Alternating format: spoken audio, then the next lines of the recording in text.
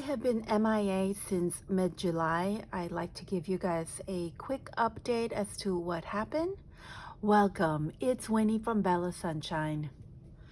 This was the last journal I was working on, which is the Junk Journal July Challenge with Meg Ryan. I was doing this with my sister from Canada. I was really enjoying the process and enjoying the crafting with my sister, but somewhere along the way, I had lost my creativity. And I'm not sure exactly what happened, whether I was maybe overthinking things. My concept of this journal was to copy what Meg does on the prompt, and somehow that didn't quite happen as planned. So I didn't finish this journal. I'll give you guys a flip through while I'm continuing to talk and kind of give you guys an update as to what happened.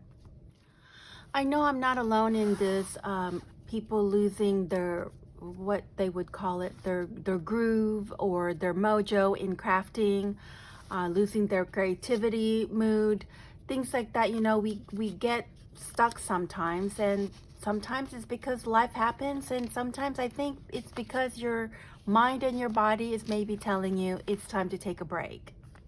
My first grandbaby was born on July 23rd, and we are so excited and happy to have him around in our life.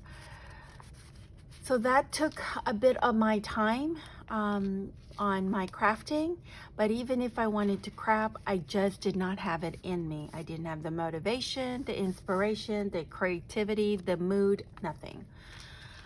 So what did I do? Well, I went back to basic. I watched a lot of YouTubers. I'm not gonna be able to name everybody, but there was Natalie from Line Dot Arrow, Susanna from Nonstop Papercraft, Louisa Heinzel, Darcy from Darcy with Me. I had Dawn from For Grace Creation.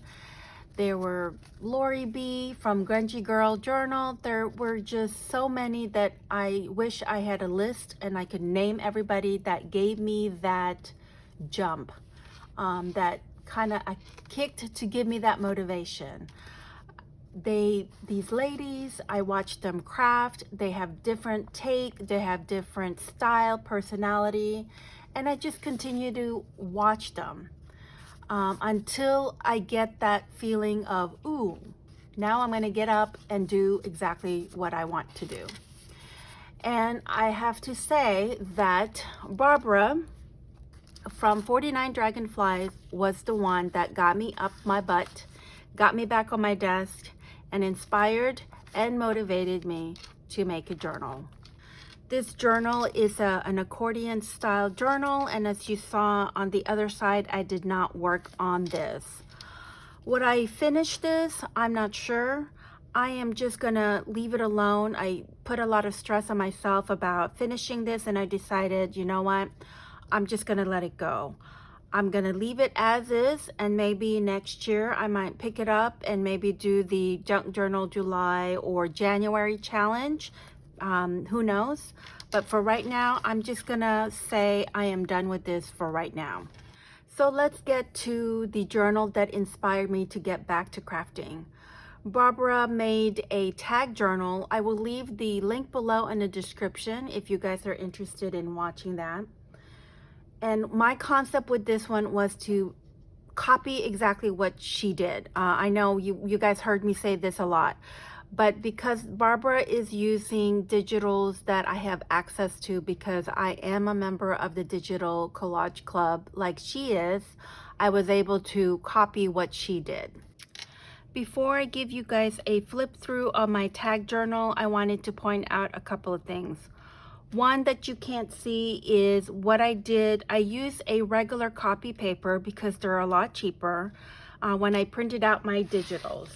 So when I printed out my digitals, I cut them to the tag size that I wanted to, and I also cut some book pages to put it in between my tags. So mine has 3 pieces like this. I just glued the middle to hold it in place, and then I sewed around it.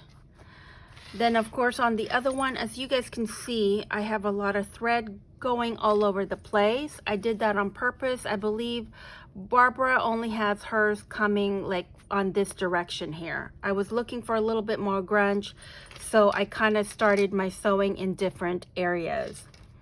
The other thing that's going to be very obvious is going to be the size. So this is my size, and this is what Barbara's journal size approximately. She didn't say what size she has, but I think I kind of figured out her size for the short and skinny, or short and fat one, is about 2 3/4, and the height is about 4 1/2. And then the skinny and tall is, the width is 2 1/2, and then the height is 4 3/4.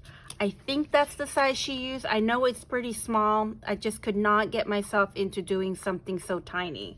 So my size is this. I have 2 tags. So one is 8 by 4 and the other one is 7 1/2 by 4 3/4. So this is Barbara's fat size, and this is the tall and skinny one. So just in case you guys are curious about the measurement, this is my measurement here. Because the amount of tags I had to make, and I didn't have a die cut that's going to be this size, I went ahead and make this template. And this helps a lot with where to put the hole and also cutting the edges of my tag. So my recommendation is, if you're going to do one of these, go ahead and make a template, because then you can make more of these later on. It makes it a lot easier. So let's go ahead and do the flip through.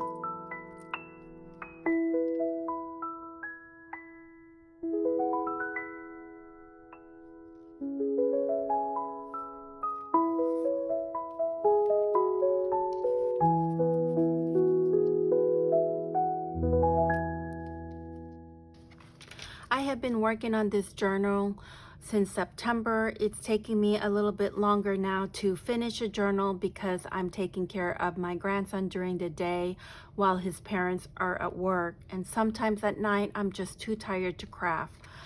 But I love this process. I really enjoyed making this journal. Thank you so much, Barbara, for your inspiration, and for the rest of the girls that inspired me and helped me get back my groove. So you're probably wondering what's next.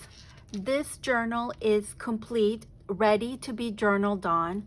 So next week I want to show you guys what I did with my tag journal.